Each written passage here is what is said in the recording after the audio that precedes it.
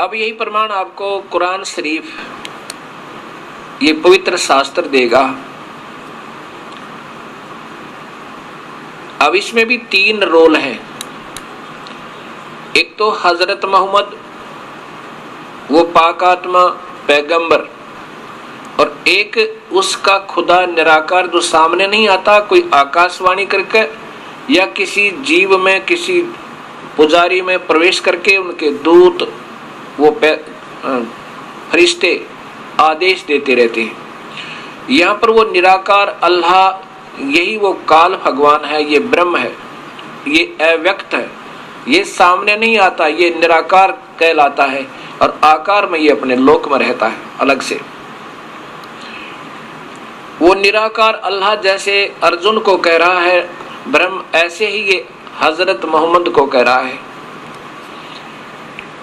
क्या कहता है कुरान शरीफ और सूरत फुरकानी नंबर 25 नंबर सूरत फुरकानी में और आयत नंबर 52 से 59 तक आपको दिखाना चाहूंगा, जिसमें प्रत्यक्ष प्रमाण है, उस कबीर परमेश्वर का नाम लिखा है। और फिर कहा कि उस परमात्मा के ऊपर विश्वास रख, वो जिंदा रूप में जो मोहम्मद जी तुझे मिले थे आके। कबीर साहब जिंदा रूप बना के, जिंदा एक महात्मा होते हैं मुसलमानों धर्म में, काला टोप, काला ही ओवरकोट एक ही पहनते, ऊपर से लेके नीचे तक का, और सिर पे लंबे चोटे का एक टोप होता है, कैप, हैट नोट कैप, और उसका लंबा चोटा टोप सी होती है, टोप लंबी होती है उसकी चोटी। और वो जिंदा रूप में आते हैं। धर्मदास जी को, गरीबदास जी को, नानक जी को और मलुकदास जी को, गीसा संत जी को, दादू साहेब जी को, इन सभी को जिंदा रूप बनाकर ही वो दर्शन दिया उस परमेश्वर ने। ऐसे ही हजरत मोहम्मद जी को भी जिंदा रूप में वो कबीर परमेश्वर आकर समय मिले थे। अब वो निराकार अल्लाह कहता है कि पैगंबर हे हजरत मोहम्मद, उस परमात्मा कबीर की तू पाकी बयान कर, उसकी महिमा का गुणगान कर, और उस कबीर साहब को तू अल्लाह बताएगा, भगवान बताएगा। और वो काफिर लोग जो अल्लाह से मुख मोड़े हुए आन पूजाएं करते हैं और देवताओं की पूजा करते हैं, वो इस पर विश्वास नहीं करेंगे। तूने उस परमात्मा को परमात्मा सिद्ध करने के लिए संघर्ष करना है, उस कबीर साहब के लिए संघर्ष करना, उन काफिरों का कहा मत मानना। और ये वही परमात्मा है जो सर्वशक्तिमान है, इसको कोई मारने में समर्थ नहीं है। और वो अपने बंदों के गुनाहों से खूब परिचित है, अर्थात वो तेरे पाप कर्मों को भी काट सकता है। वो कबीर परमेश्वर है, वो अल्लाह बड़ा लिख दिया इन्होंने, वो कबीर परमेश्वर है।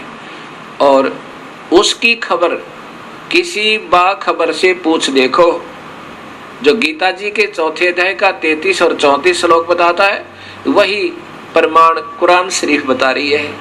ये पवित्र पुस्तकें, पवित्र बाइबल, पवित्र कुरान, पवित्र गीता जी, पवित्र वेद और पवित्र गुरु ग्रंथ साहिब, पवित्र कबीर परमेश्वर का सत शास्त्र, पवित्र गरीबदास जी का सत ग्रंथ साहिब और कबीर साहब के जो सीधे परिचित संतों की जो वाणी है, यही सब एक ही सिद्ध किया है कि वो कबीर परमात्मा है। और उन्होंने यही बताया कि पूरे संत से ही बात बनेगी, इन शास्त्रों के केवल पढ़ने मात्र से नहीं बात बनेगी। इन्होंने इशारा किया कि ऐसे करो, वैसे ही हमने करना होगा, तब हम सफल होंगे। अब देखिए, ये कुरान, पवित्र कुरान शरीफ के अंदर उस परम पिता की प्रत्यक्ष महिमा, वो कबीर भगवान है, यही आपको वेद बताएंगे। ये कुरान शरीफ, और इसमें लिखा है कि इस पुस्तक में कोई संदेह की गुंजाइश नहीं है। ये कहां से है? जालिकल किताबु ला रैब जैला फीही, यह वह इलाही पुस्तक किताब है जिसमें कोई संदेह की गुंजाइश नहीं है। कुरान शरीफ, ये कुरान शरीफ,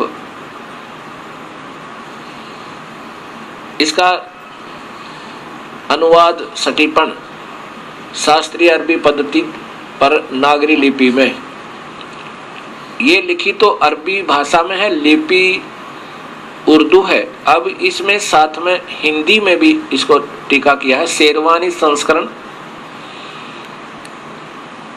प्रकाशक लखनऊ किताबघर, मोरम बाग, सीतापुर रोड, लखनऊ, ये प्रकाशित है। और इसमें अभी आपको दिखाता हूं 606 पृष्ठ पे ये है प्रश्न नंबर 604। और यहां देखिए ये कुरान शरीफ, ये कुरान शरीफ, ये सूरत फुरकानी 25। अब इसमें ये हिंदी में जो कि तुम लिपि हिंदी बनाकर देवनागरी, और ये अरबी लिखा हुआ है, ये देखना। और ये उर्दू में जो का त्यों लिखा है, जो इस हिंदी में लिखा है। ये भाषा तो अरबी है, लिपि उर्दू है। इसमें 52वीं आयत देख लेना, कोई उर्दू का जानने वाला हो, यहाँ देखना, ये लास्ट वाली 52वीं आयत है। इसमें ये है जहदन खबीरन, इधर जहदन कबीरन, ये कबीर परमात्मा का जिक्र स्पष्ट नाम लिखा है कबीर। यहाँ देखो 52वीं आयत में, ये 52वीं आयत में है।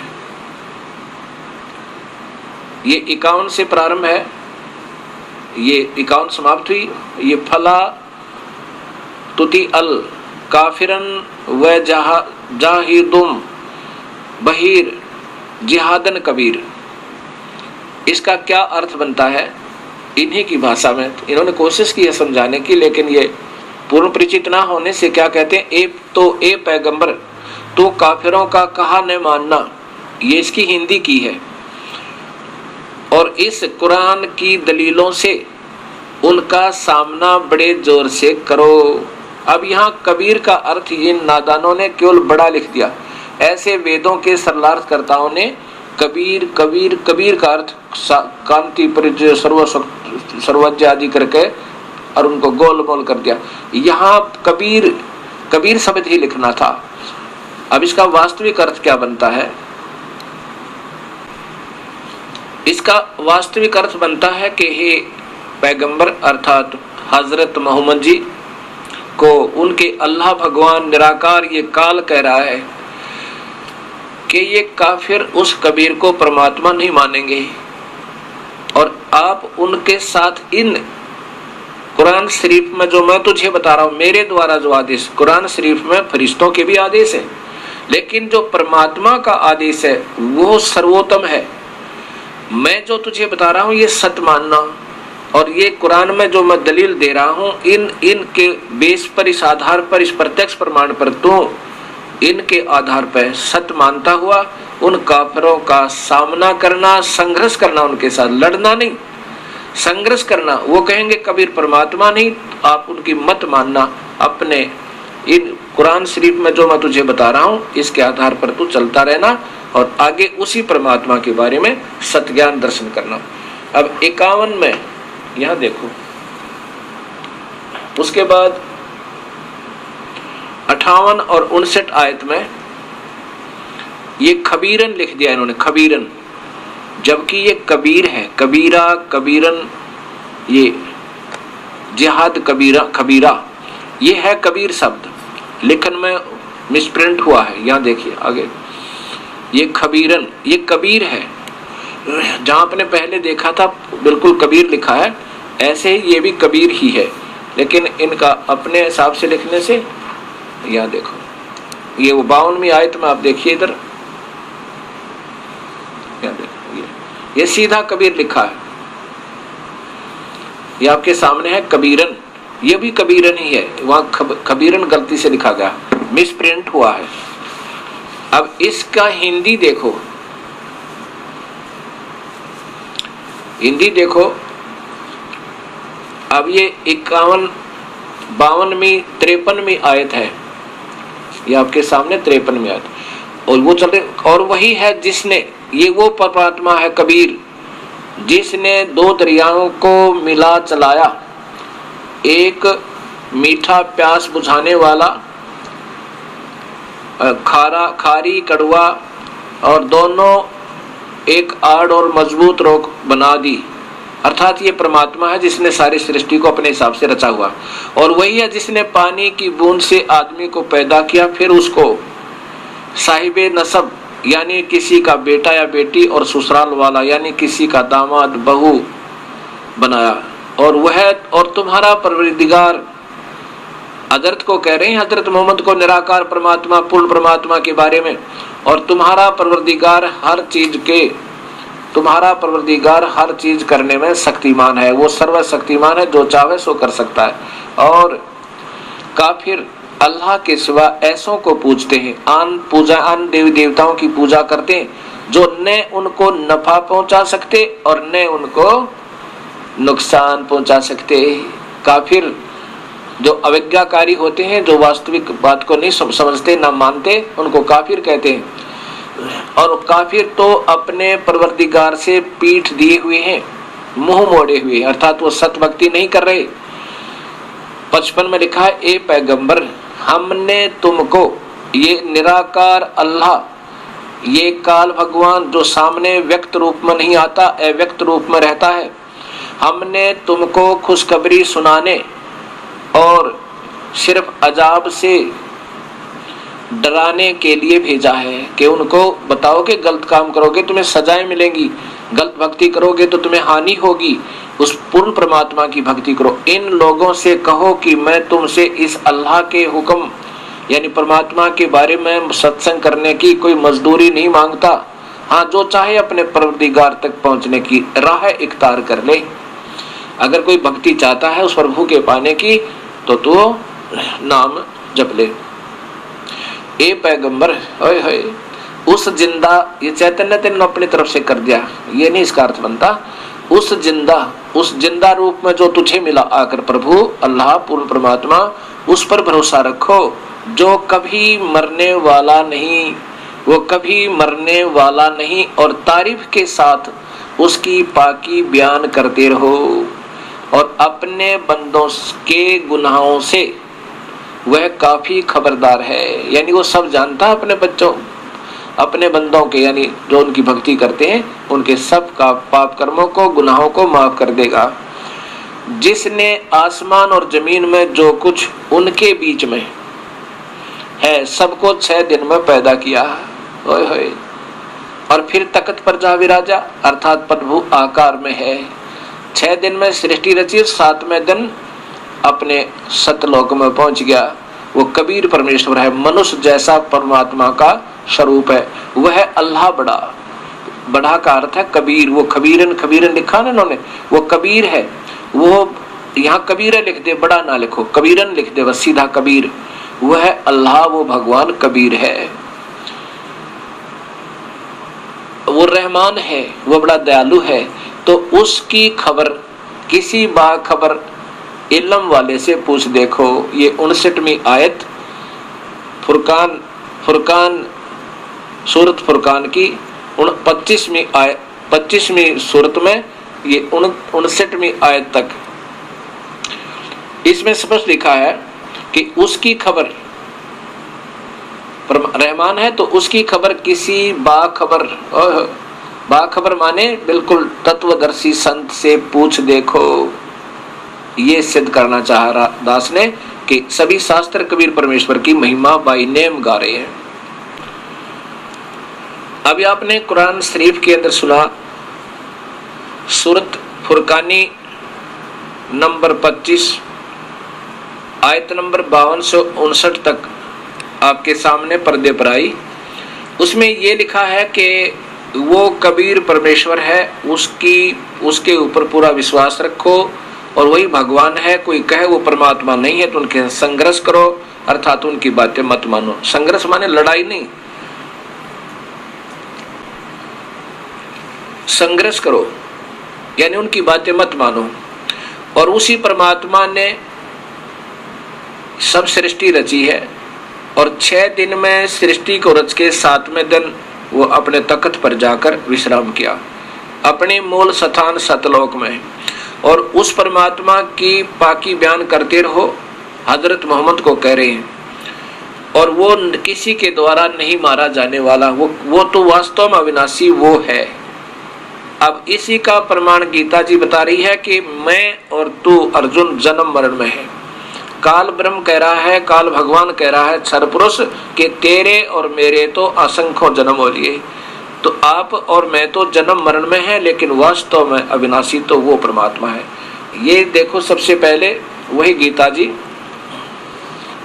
गीता प्रेस गोरखपुर से प्रकाशित है और इसके 4थे अध्याय का 5वां श्लोक, अध्याय नंबर 4, ये श्लोक नंबर 5। हे प्रणतम अर्जुन, मेरे और तेरे बहुत से जन्म हो चुके हैं और उन सबको तो नहीं जानता, मैं जानता हूं। ये देखो, ये 6ठा है, इससे ऊपर ये 5वां है।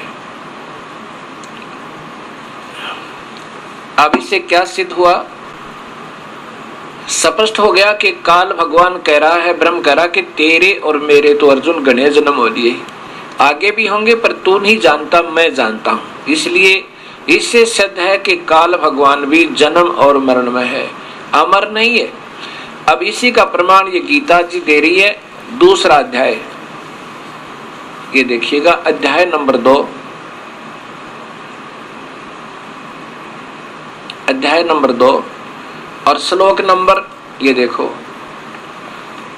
श्लोक नंबर ये पहले 12 देखो। न तो ऐसा है कि मैं और किसी काल में नहीं था, अर्थात ये काल भी किसी न किसी में प्रवेश करके या अपने अवतारों में प्रवेश करके अव्यक्त रूप में, अदृश्य रूप में अपने कार्य करवाता रहता है। ऐसा ये नहीं है कि किसी काल में न तो ऐसा है कि किसी काल में मैं नहीं था, अर्थात मैं पहले भी साथ था और आगे भी होऊंगा। और न ही ये सब राजा लोग थे, नहीं थे, और न ही ऐसा है कि इससे आगे हम नहीं होंगे, रहेंगे। अर्थात ये काल स्वयं कहता है कि ये भी मरेंगे और मैं भी मरता रहता हूं और तू भी मरता रहता है, वास्तव में अविनाशी तो उसको जान। ये 17वां श्लोक बताता है, अध्याय नंबर 2 का वही श्लोक नंबर 17। अविनाशी नाश रहित तो उसको जान जिससे यह संपूर्ण दृश्य वर्ग व्याप्त है। इस अविनाशी का विनाश करने में कोई भी समर्थ नहीं है, ये वास्तव में अविनाशी तो वो है। अब इसका प्रमाण गीता जी का 15वां अध्याय फिर देगा आपको।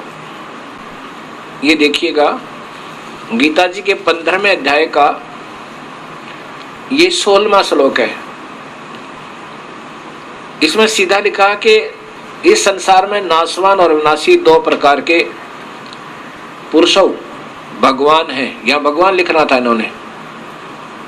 2 प्रकार के भगवान हैं और 2 ही प्रकार की प्राणियों की स्थिति है। ये सब प्राणियों के शरीर तो नाशवान है और जीवात्मा अविनाशी कहा जाता है। फिर देखना इसी को, इस संसार में नाशवान क्षर पुरुष ये काल है, अक्षर पुरुष ये परब्रह्म है, ये ब्रह्म है, ये परब्रह्म है। नाशवान और अविनाशी 2 प्रकार के भगवान कहे जाते हैं। जैसा कि आपको मैंने बताया था कि क्षर पुरुष ये ब्रह्म भगवान, ये काल भगवान, ये तो ऐसा समझो जो सफेद चीनी के कप, मिट्टी के कप होते हैं। और हमारा शरीर ऐसा समझो जैसे मिट्टी के बर्तन, मटका होता है, जग मिट्टी का, और उस जैसा कोई कप, एक कसूरा होया करता पहले, एक मिट्टी के बने हुए कसूरे होते, सीधे ही पके हुए मटके जैसे लगते, वो तो हमारे शरीर समझो। और ब्रह्म को समझो वो मिट्टी का सफेद कप, और अक्सर ये तो नाशवान समझो बिल्कुल ही। और परब्रह्म को समझो, अक्षर पुरुष समझो जैसे स्टील का कप हो, है तो नाशवान। स्टील का भी उसको जंग लगेगा, मिट्टी हो जाएगा, पर समय बहुत लगेगा। ऐसे ये इसकी तुलना में कुछ अविनाशी है, मिट्टी वाले कप की तुलना में सफेद से वो स्टील वाला ज्यादा अविनाशी, लेकिन है ये भी नाशवान। और वास्तव में अविनाशी तो सोना बना हो, चांदी और सोना, कहते वो सोने का कोई ही वास्तव में अविनाशी जान, उसको ना जंग लगे ना उसका अस्तित्व समाप्त हो। ये उदाहरण के लिए कहा। ऐसा फिर अब दो भगवान है, क्षर ये ब्रह्मा विष्णु महेश के पिताजी, ये स्वयं को कह रहा है कि मेरे और तेरे बहुत जन्म हो लिए अर्जुन, तू नहीं जानता मैं जानता हूं। इसलिए स्वसिद्ध है कि ये काल भी जन्म और मरण में है। कबीर साहब ने जब गोरखनाथ से कहा था कि तेरे करोड़ों तो ब्रह्मा मर गए और अरबों तो ब्रह्मा मर गए, 49 करोड़ कन्हैया ये विष्णु जी, और 7 करोड़ शंभू मर गए, मेरी एक नहीं पलैया, और करोड़ निरंजन हो गए मोहम्मद से जारी, ये करोड़ों ये निरंजन भी मर लिए करोड़ों बार, ये 21 ब्रह्मांड की प्रलय हो चुकी है, मेरी एक पल भी नहीं विनाश हुआ। अर्थात वास्तव में विनाशी मैं हूँ, कबीर भगवान करे। अब यहाँ देखिए गीता जी उसी का प्रमाण कहती है कि वास्तव में अविनाशी तो उसे जान जो इनसे भी न्यारा है, इन दोनों भगवानों से, ब्रह्म और परब्रह्म से अलग है। 15वें अध्याय का 17वां श्लोक, उत्तम पुरुष तो अन्य ही, सीधा ही लिखा है,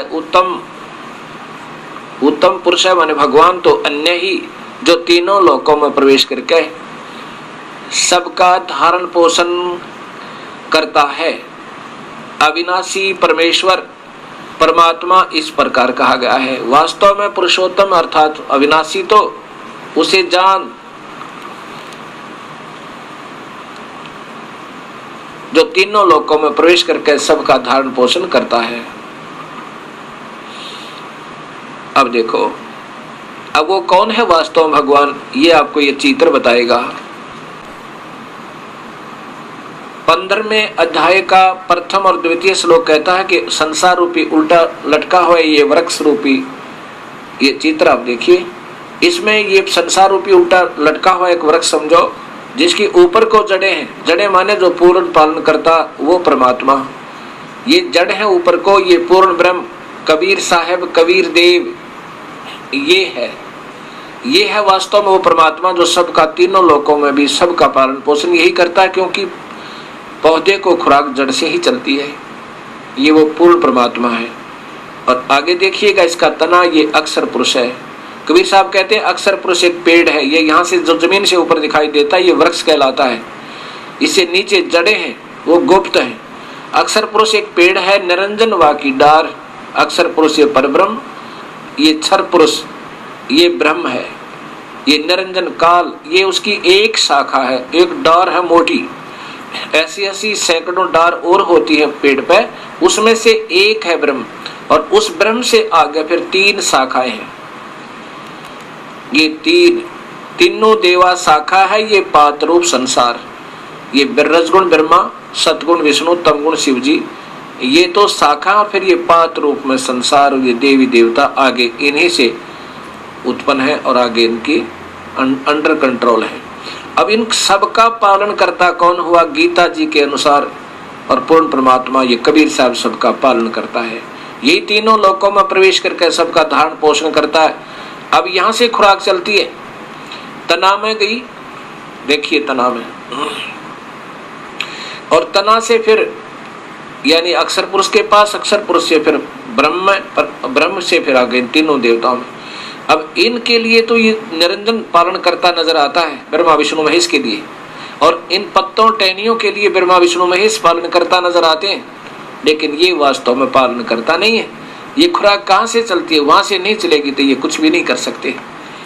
ऐसा हमने इस गीता जी के ज्ञान को समझना है। ये है वो परमात्मा, वो कबीर परमेश्वर है, ये फिर वेद बताएंगे। अब जैसा कि आपने वेदों में गीता में सुना और कि वास्तव में अविनाशी कोई और परमात्मा है, वो कौन है? वो कुरान शरीफ ने बताया, वो कबीर परमात्मा है।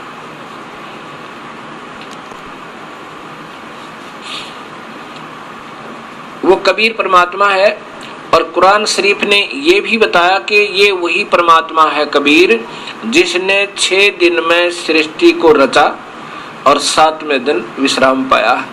7वें दिन तख्त पे जा विराजा, अर्थात कहीं विराजा तो कोई स्थान है जहां परमात्मा रहता है और वो आकार में है, मनुष्य जैसा है।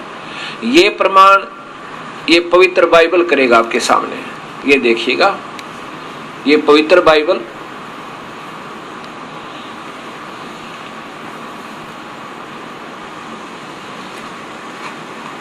और इसका प्रकाशन है, नीचे देखिए,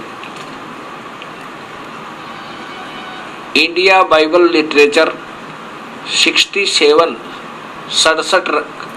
बरका रोड, किलपक, मद्रास, इतने दूरभाष इतने। अब इसमें स्पष्ट है उत्पत्ति ग्रंथ में, ये देखिएगा, ये सृष्टि के 7 दिन, उत्पत्ति ग्रंथ है ये, विश्व की सृष्टि। जिस परमेश्वर ने आकाश और पृथ्वी की सृष्टि की, पृथ्वी की सृष्टि की, पृथ्वी बेडौल और सुनसान पड़ी थी और गहरे जल के ऊपर अंधियारा था तथा परमेश्वर का आत्मा जलकर ऊपर मंडराता था। सृष्टि के 7 दिन, ये पहला दिन, फिर देखिएगा दूसरा दिन, फिर देखिएगा तीसरा दिन, ये चौथा दिन, और फिर देखिएगा आगे चलिए, ये फिर 5वां दिन, और अब ये देखो छठा दिन। अब छठे दिन में पढ़ो परमात्मा कैसा है ये पता लगेगा, अल्लाह कैसा। छठवां दिन, प्राणी और मनुष्य। फिर परमेश्वर ने कहा कि पृथ्वी से एक एक जाति के जीव, प्राणी और घरेलू पशु, रेंगने वाले जंतु और पृथ्वी के वन पशु आदि जाति के अनुसार उत्पन्न हो, और वैसा ही हो गया। सो परमेश्वर ने पृथ्वी के जाति जाति के वन पशुओं और जाति जाति के घरेलू पशुओं को भी जाति जाति के भूमि पर सब रेंगने वाले जंतुओं को बनाया, और परमेश्वर ने देखा अच्छा लगा। फिर परमेश्वर ने कहा कि हम मनुष्य को, देखिए है बात ध्यान से सुनने की, पढ़ने की। फिर परमेश्वर ने कहा कि हम मनुष्य को अपने स्वरूप के अनुसार अपनी समानता में बनाएं, और वे समुद्र की मछलियों और आकाश के पक्षियों और घरेलू पशुओं और सारी पृथ्वी पर और सब रेंगने वाले जंतुओं पर जो पृथ्वी पर रेंगते अधिकार रखे, यानी सबसे मजबूत और समझदार हो। तब परमेश्वर ने मनुष्य को अपने स्वरूप के अनुसार उत्पन्न किया। ओए होए, इससे सिद्ध है कि परमात्मा मनुष्य जैसा है। और ये मुसलमान धर्म में कहते अल्लाह तो निराकार है, क्योंकि यही प्रमाण वेदों के ज्ञाताओं ने दिया कि अल्लाह निराकार है। देखो, तब परमेश्वर ने मनुष्य को अपने स्वरूप अनुसार उत्पन्न किया। अपने ही स्वरूप के अनुसार परमेश्वर ने उसको उत्पन्न किया, नर और नारी करके मनुष्य, उसने मनुष्य की सृष्टि की। अब आगे देखियो,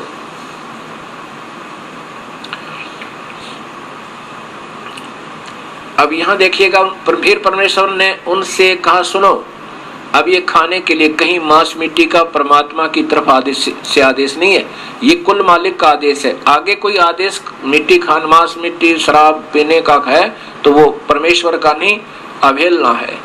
फिर परमेश्वर ने उनसे कहा, सुनो, जितने बीज वाले छोटे पेड़ सारी पृथ्वी के ऊपर हैं और जितने वृक्षों में बीज वाले होते हैं, वे सब मैंने तुमको दिए हैं, जो वे तुम्हारे भोजन के लिए हैं। ये मनुष्यों को कहा, कहीं नहीं लिखा इसमें मांस खाओ, बकरे खाओ, गऊ काट लो, भैंसे खाओ, कहीं नहीं लिखा। और जितने भी पृथ्वी के पशु और आकाश के सभी पक्षी और पृथ्वी पर रेंगने वाले जंतु हैं, उनमें जीवन के प्राण हैं, जिनमें जीवन के प्राण है अर्थात जो जीवित है, उन सब के खाने के लिए मैंने सब हरे हरे छोटे पेड़ दिए हैं। और वैसा ही हो गया।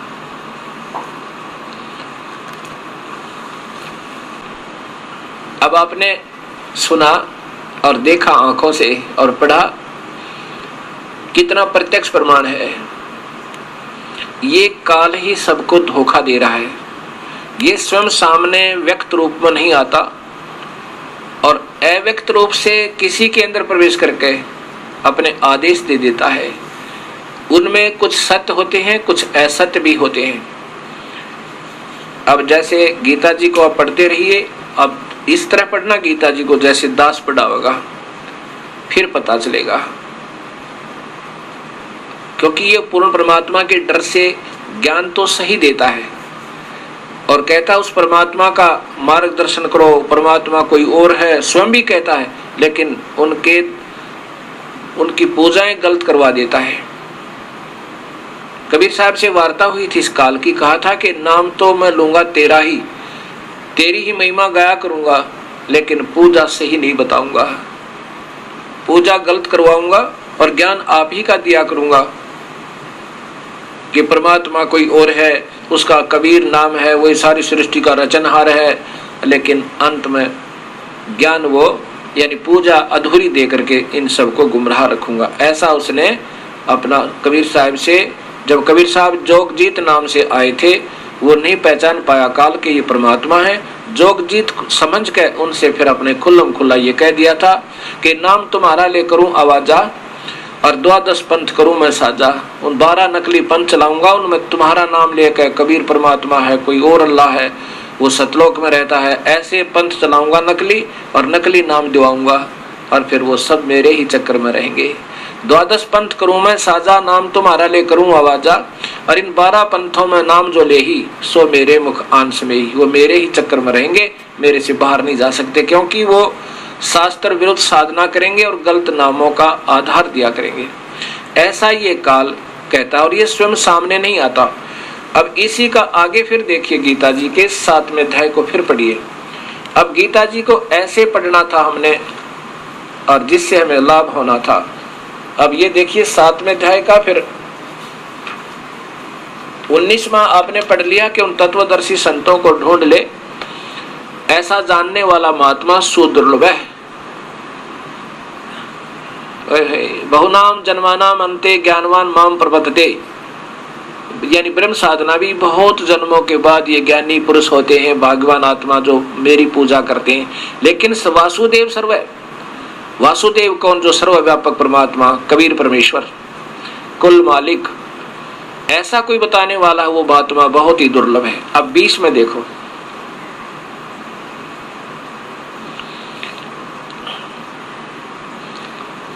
बीच में कि उन भक्ति भोगों की कामना द्वारा जिनका ज्ञान हरा जा चुका है, किनकी?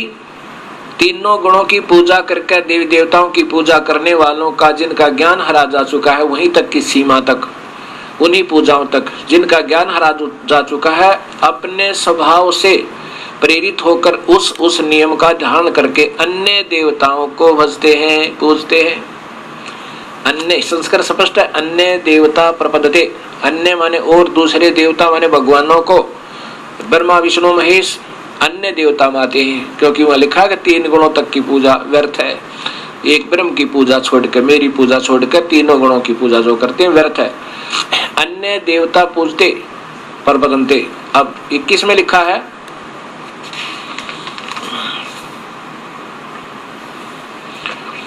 जो जो सकाम भक्त जिस देवता, यानी कोई ब्रह्मा का, कोई विष्णु का या शिव की पूजा करता है, पूजन कर चाहता है, पूजना चाहता है, तो उस भक्त की श्रद्धा को मैं उसी देवता के प्रति सथित कर देता हूं।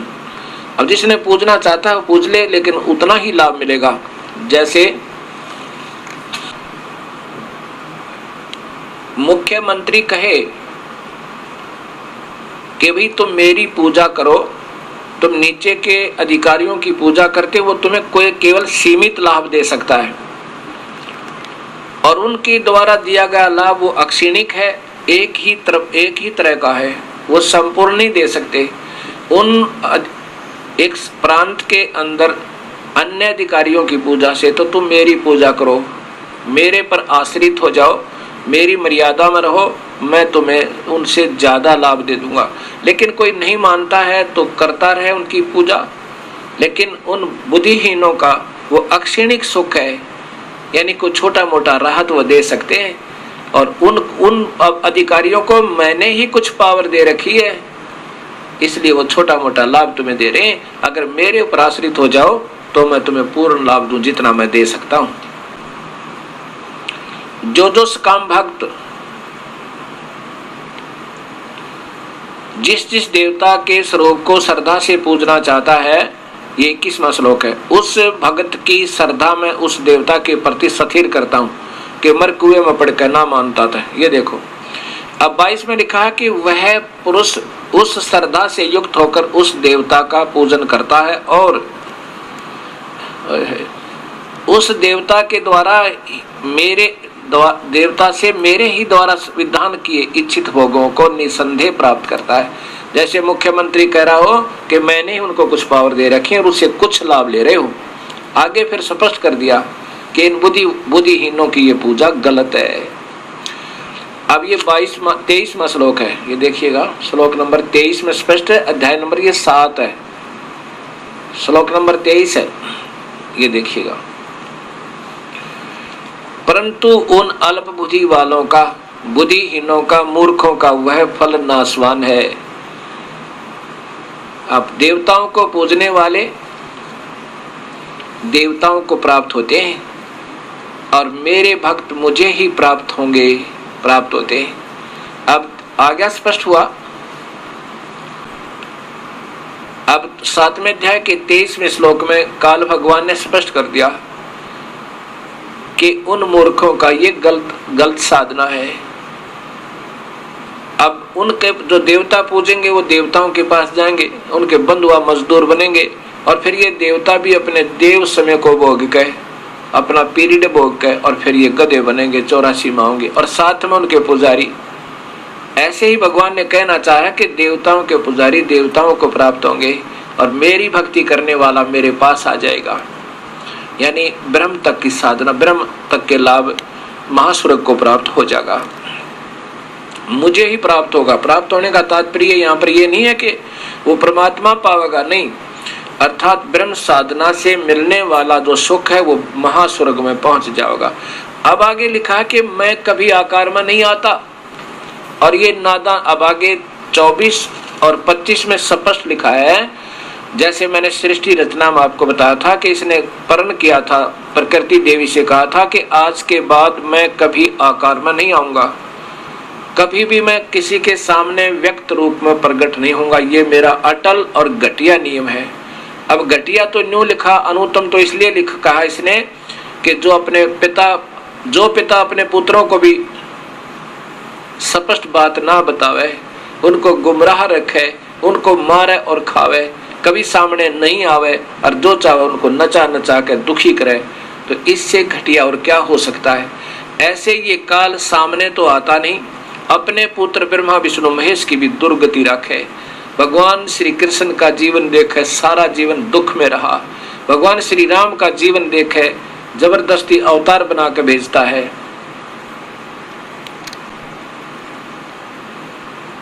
और फिर वो बेचारे सारा जीवन अपना दुख में भोग कर चले जाते हैं। जैसे भगवान श्री राम का जन्म, विवाह होते ही वनवास के तुरंत बाद सीता का हरण वनवास में ही, फिर 12 वर्ष युद्ध, फिर वापस लेकर आए सीता जी को, रावण राक्षस की हत्या करके उनका, और फिर आते वक्त सीता जी का निष्कासन, और फिर अंतिम श्वास तक पुत्र और पिता और पत्नी और पति का आखिर सांस तक वियोग रहा। तो बताओ ये कहाँ सुख हुआ? सुख नाम की चीज नहीं थी इन भगवानों के पास, क्योंकि ये काल के द्वारा ये पीड़ित है। अब यहां देखिएगा, अब देखिएगा उसी अध्याय नंबर 7 का श्लोक नंबर 24।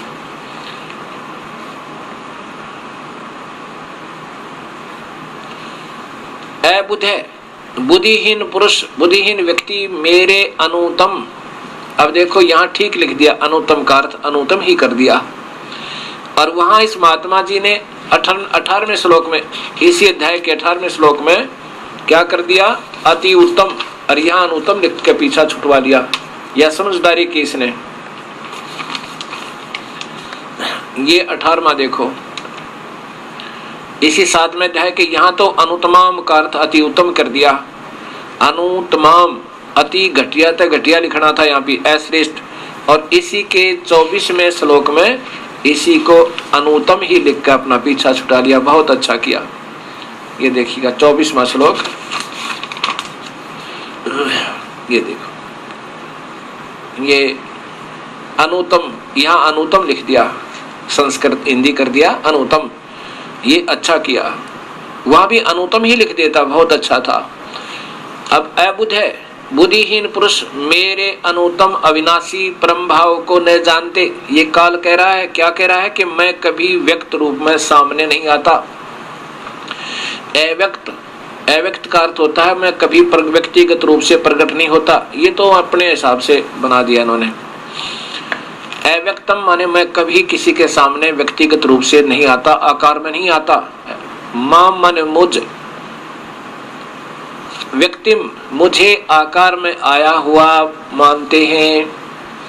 फिर देखिए ये बुद्धिहीन पुरुष मनुष्य, जो काल कह रहा है कि मैं काल हूं, मैं कृष्ण नहीं हूं, मैं तो इसके अंदर बोल रहा हूं, ये मूर्ख मुझे कृष्ण मान रहे हैं। बुद्धिहीन पुरुष मेरा अनुतम अविनाशी परम भाव को नहीं जानते, मेरा घटिया नियम नहीं जानते कि मैं कभी किसी के सामने नहीं आता, व्यक्त रूप में आकार रूप में नहीं आता। ये मुझे व्यक्ति मान रहे हैं, व्यक्ति भाव को प्राप्त हुआ मानते हैं, मैं कृष्ण नहीं हूं, स्पष्ट लिख रहा है। अब 25 में देखो, न अहम प्रकाश से सर्वस्य योग माया समावर्त है, मैं तो अपनी योग माया से के द्वारा छुपा रहता हूं और मैं किसी के सामने आकार में नहीं आता। ये मूढ़ एम न भी जानते, ये मूर्ख लोग मुझे नहीं जानते ये लोग, और मुझे अजम एवं मेरे इस अटल मैं कभी पर आकार में नहीं आता, कृष्ण जी की तरह जन्म नहीं लेता, अजम अवयम हूं। यहाँ देखिए ये इसका अर्थ इन्होंने क्या किया है कि अपनी योग माया से छिपा हुआ मैं सबके प्रत्यक्ष नहीं होता, और यह है अज्ञानी जन समुदाय मुझे जन्म रहित अविनाशी परमेश्वर को नहीं जानता, जन्मने वाला समझते। ये तो गलत लिखा है इन्होंने, जन्मने वाला। सिर्फ यह है कि न अभी जानते, मुझे नहीं जानता, मुझे कृष्ण मान रहे हैं, मैं कृष्ण नहीं हूं। इसका वास्तविक अर्थ यह बनता है कि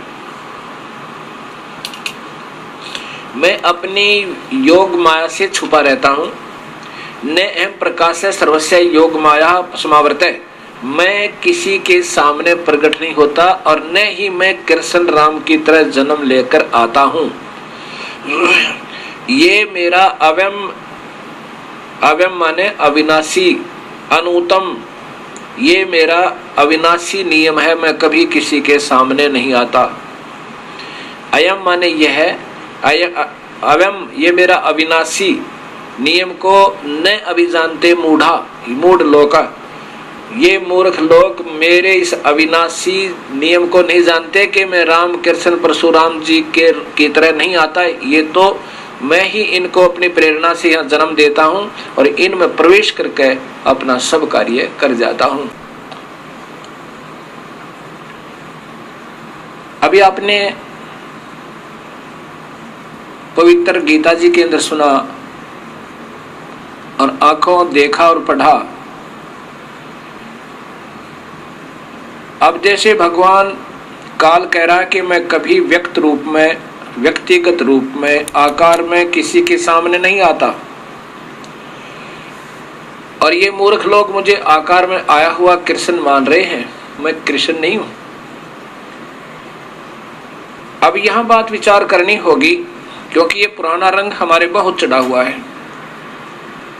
इतने प्रमाणों के बावजूद भी बहुत देर से स्वीकार्य होगा हृदय को, लेकिन होगा, क्योंकि ये ऑथेंटिक रिकॉर्ड है, ये शास्त्र प्रमाणित है। और पहले हमें अप्रमाणित ज्ञान दिया गया, वो टिकेगा नहीं अब इस सत्य ज्ञान के सामने।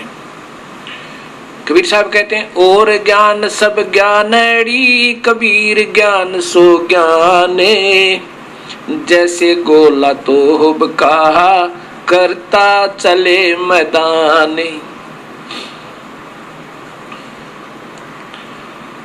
फिर कहते हैं, तारा मंडल बैठे कर चांद बड़ाई खाए, उदय हुआ जब सूर्य कहा शो तारों छिप जावे।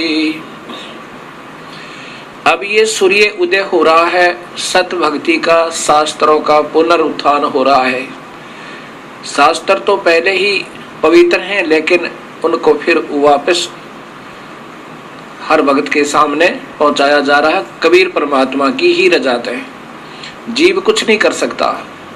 उन्हीं की कृपा अपनी प्यारी आत्माओं पर पुनः हो रही है और हमें अपने चरणों में वो लेना चाह रहे हैं।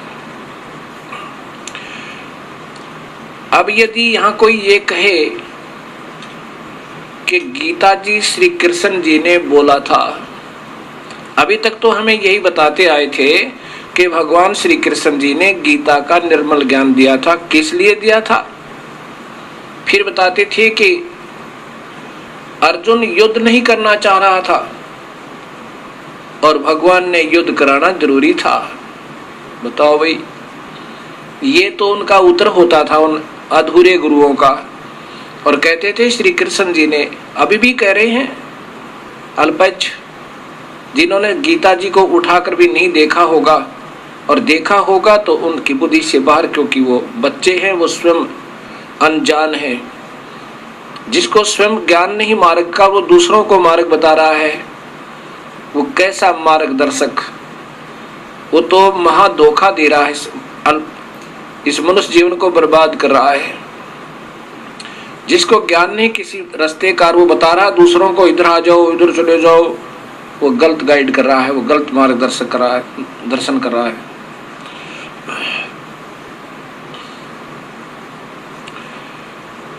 कृष्ण जी ने गीता को नहीं बोला। यदि कृष्ण जी बोल रहे होते, वो ये नहीं कहते कि मैं व्यक्त रूप में, मनुष्य रूप में कभी नहीं आता, मैं आकार में नहीं आता, क्योंकि भगवान श्री कृष्ण तो पहले ही आकार में विद्यमान थे। ये काल बोल रहा था कि मैं कभी आकार में नहीं आता। अब यहां विचार करना, वो काल कौन है? वो क्षर पुरुष, वो ब्रह्मा विष्णु महेश के पिताजी। यहां विचार कीजिए, गीता जी के ज्ञान की आवश्यकता कब पड़ी थी? जब अर्जुन युद्ध करने से मना कर देता है, दोनों सेनाएं आमने सामने खड़ी हैं। उससे पहले थोड़ा सा विवरण और देना चाहूंगा आपको। युद्ध क्यों होने जा रहा था?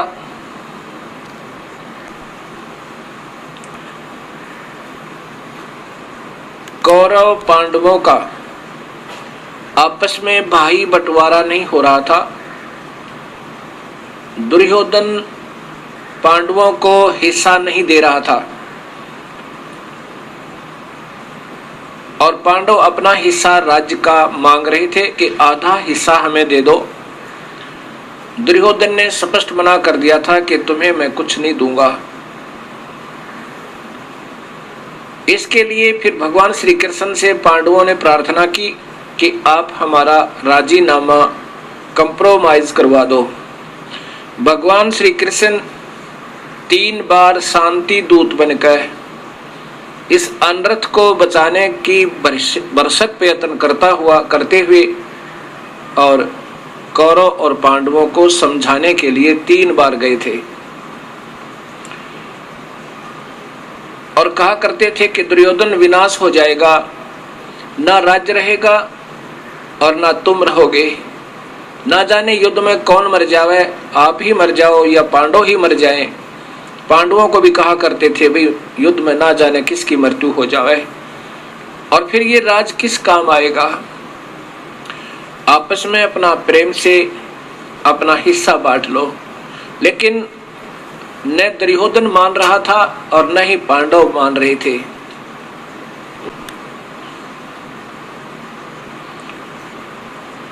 तब श्री कृष्ण ने सोचा कि कहीं ऐसा ना हो कि ये पांडव मेरे ऊपर कूद रहे हों कि हमारी तरफ भगवान श्री कृष्ण है, इसलिए ये युद्ध करने में को तैयार हो रहे हों।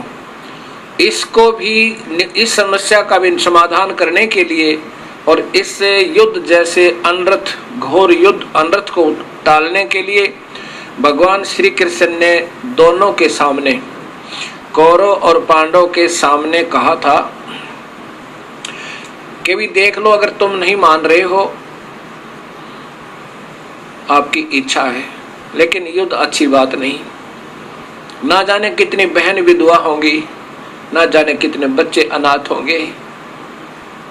ये जुल्म मत करो। और यदि नहीं मान रहे हो, ठीक है, एक तरफ मेरी सेना होगी, एक तरफ मैं अकेला हूँगा, और मैं युद्ध नहीं करूँगा, हथियार भी नहीं उठाऊँगा। प्रभु ने कहा तो इसलिए था कि हो सके है ये पांडव नम्र हो जाएं और मेरी बात को स्वीकार कर लें, युद्ध ना करें और जान जाएं कि मैं इनके साथ युद्ध नहीं करूँगा। इसलिए ये समझ जाए इशारे को। पांडवों ने अपनी कुछ जिद को, अपने हठ को ढीला किया। ये बात सुन के कि भगवान ने फैसला ले लिया है कि मैं युद्ध नहीं करूँगा, तब कहा प्रभु हमें 5 गांव दिला दो, हमारी इज्जत रह जाएगी। तब श्री कृष्ण ने कहा चलो फिर प्रयत्न करता हूं। श्री कृष्ण जी ने जाके दुर्योधन से कहा कि दुर्योधन बात बन रही है, आप 5 गांव दे दो युधिष्ठिर को, पांडवों को, फिर मैं जानू, मेरा काम जाने, ये अनर्थ टल रहा है। अब दुर्योधन ने कहा कि सुई की नोक के समान भी उनके पांडवों के लिए स्थान नहीं है। तब श्री कृष्ण जी ने सोचा तो बहुत निकम्मा आत्मा।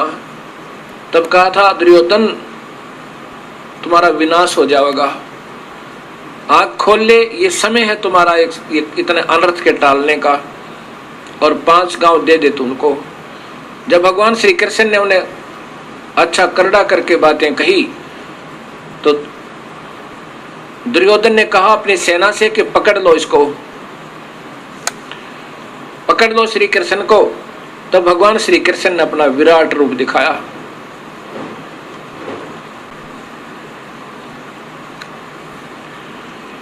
और जिसको देख करके सभी उपस्थित सभासद अपनी आंखें बंद कर लेते हैं, डर के इधर उधर हो जाते हैं, और श्री कृष्ण जी वहां से निकल आते हैं। युद्ध की तैयारी हो जाती है। अब यहां विचार और करना कि श्री कृष्ण जी ने गीता नहीं बोला था, उसका दूसरा प्रमाण अभी आपको बता दूं इसी समय, क्योंकि ये प्रकरण वही चल रहा है। जैसे गीता जी के 11वें अध्याय में श्री कृष्ण के अंदर प्रवेश काल भगवान कहता है कि अर्जुन, जो ये विराट रूप मैंने तुझे दिखाया, ये पहले कभी किसी ने नहीं देखा। अब ये देख लेना, यदि कृष्ण जी बोल रहे होते और कृष्ण जी ने ही विराट रूप यहां दिखाया होता तो ये नहीं कहते कि मैंने जो पहले कभी किसी को नहीं दिखाया। वो विराट रूप एक सिद्धि से आम संत भी दिखा सकता, लेकिन वो नहीं हो सकता जो काल वाला है। ये अपना विराट विकराल रूप अर्थात भयंकरता दिखा सकते अपनी शक्ति को, लेकिन वो काल के तुल्य नहीं, वो क्योंकि वो 1000 भुजा के हैं, ये केवल 4 भुजा युक्त हैं। अब ये प्रमाण भी आपको याद रखना पड़ेगा कि गीता जी में कहा कि ये जो मेरा वास्तविक रूप, काल रूप तूने देखा, विराट रूप, ये है मेरा वास्तविक स्वरूप, और ये पहले विराट रूप कभी किसी ने नहीं देखा तेरे बिना, और ना ही आगे देखा जा सकता, ना किसी वेदों में वर्णित विधि से, और ना ही किसी क्रिया से, ना किसी जप से, ना किसी तप से। अब ये गीता जी मैं आपको दिखाता हूं। ये देखिएगा गीता जी, गीता प्रेस गोरखपुर से प्रकाशित, अध्याय नंबर 11 और श्लोक नंबर 46। ये देखो इधर 47, श्लोक नंबर 47 में, हे अर्जुन, अनुग्रह पूर्वक मैंने अपनी योग शक्ति के प्रभाव से ये मेरा परम तेजो में सबका आदि सीमा रहित विराट रूप तुझको दिखलाया, जिसे तेरे अतिरिक्त दूसरे किसी ने पहले नहीं देखा, न दृष्टः पूर्वम, इति सिद्धम कि वो रूप कृष्ण जी ने दिखाया था और ये काल का रूप है, इसलिए कृष्ण जी ने गीता नहीं बोला। अब इससे स्वसिद्ध हो गया कि भगवान श्री कृष्ण ने गीता नहीं बोला। अब फिर देखिए आगे, अर्जुन ने भगवान श्री कृष्ण से कहा कि हे भगवान, मेरा रथ दोनों सेनाओं के बीच में जाके खड़ा करो और देखो मैंने किसके साथ युद्ध करना है, कौन है मेरे योग्य युद्ध करने के। भगवान श्री कृष्ण ने ऐसा ही किया। अब यहां विचार करना, अर्जुन ने जब देखा सामने गुरुदेव अपने पूर्वज भीष्म पितामह है और अपने ही कुल के व्यक्ति युधिष्ठिर आदि के पुत्र, उनको जिनको साथ अपनी गोदी में लेकर खिलाया करते थे, उनका प्यार किया करते थे। चाचे और ताऊ के बच्चे कुछ ज्यादा दूर नहीं होते। ये तो लालच नीच, ये लालच में इंसान नीचता कर देता है। और पांडवों जैसे पुण्यात्मा इस काल ने मजबूर कर दी युद्ध करने के लिए। अब अर्जुन कहता है, प्रभु, अपने मन में विचार करता है कि मैं युद्ध नहीं करूं। हे परमात्मा, इससे अच्छा तो ये कौरव, इससे अच्छा कि ये कौरव मुझे निहत्थे को मार दें और मैं मर जाऊं और युद्ध टल जावे। ऐसा विचार अर्जुन अपने मन में लाता है और सोचता है कि ये अनर्थ के किए हुए राज्य को करने से अच्छा तो हम भीख मांग के खा लें तो भी श्रेष्ठ है, हमें राज नहीं चाहिए। और फिर ना जाने कितनी बहन विधवा होंगी, ना जाने कितने बच्चे अनाथ होंगे। ऐसे जुल्म के राज्य को हम नहीं करेंगे। ऐसा सोचकर अर्जुन अपने रथ के पिछले हिस्से में जहां विश्राम किया करते हैं वहां बैठ जाता है। अब यहां विचार करना, भगवान श्री कृष्ण भगवान विष्णु जी के अवतार हैं और विष्णु जी सतोगुण प्रधान है। इतने विनम्र आत्मा, इतने सहनशील। जैसे एक बार भृगु ऋषि ने भगवान विष्णु जी की परीक्षा लेने के लिए विष्णु जी की छाती में, सीने में लात मार दी। भगवान विष्णु ने कहा कि हे ऋषिवर, मेरा सीना तो पत्थर जैसा था, आपके कोमल चरण को चोट तो नहीं आई। अब देखो कितनी प्यारी आत्मा, कितने महान आत्मा भगवान विष्णु जी। अगर चाहते तो भृगु ऋषि के टुकड़े टुकड़े कर देते वह सुदर्शन चक्र से, लेकिन उनके अंदर सतोगुण इतना है कि वो लड़ना नहीं चाहते। और फिर शिशुपाल ने 100 गलतियां की थी और फिर भी हंसकर टाल जाते थे। जब 100वीं गलती की तब उसका शीश काटा था। अब विचार करो, ऐसी परमात्मा, ऐसा श्रेष्ठ आत्मा भगवान श्री कृष्ण, जिसको देखकर पशु और पक्षी भी प्यार पाते थे और गोपियां उनके दर्शन के लिए तड़प जाती थी, गाय भी उनके दर्शन के लिए एकटक देखती रहती थी। ऐसी पुण्यात्मा और फिर कहे कि अर्जुन तू लड़, ये सब मैंने मार रखे हैं, उठा ले हथियार, तू चिंता ना करे, तू अक्षत्रिय धर्म को मत भूले। ऐसे ऐसे उसको फिर प्रेरणा देना, ये भगवान श्री कृष्ण कहे, ये न्याय संगत नहीं लगता, कभी नहीं कह सकते वो। अब यहां देखिएगा,